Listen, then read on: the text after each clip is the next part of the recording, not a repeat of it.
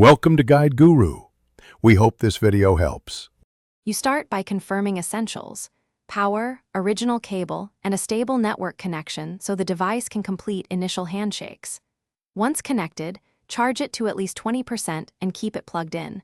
This prevents interruptions during firmware checks. Make sure you have account credentials and your two-factor device nearby, because you'll need them when services request re-authentication. Begin the setup assistant immediately and skip optional offers. Focus on necessary permissions and initial network pairing to move into configuration. Once the basics are live, prioritize firmware and operating system updates. Install them one at a time and reboot after each to ensure modules initialize correctly. Then configure network settings, time zone, and regional options so certificates and services validate properly. Make deliberate security choices.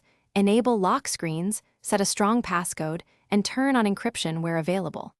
After that, install core apps and restore backups selectively to avoid reintroducing corrupted settings. This staged approach keeps the setup stable and traceable. You finish by verifying each account and syncing critical data. Test peripherals such as camera, microphone, and Bluetooth to confirm driver's load. Next, run quick diagnostics. Check connectivity strength, calibrate the battery if readings are off, and inspect storage health to confirm free space and performance.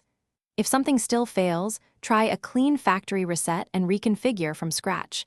This clears hidden conflicts. One key troubleshooting tip: keep a log of steps and error messages so you can reverse only the last change that introduced the problem. Thanks for watching. Consider subscribing if we helped you today.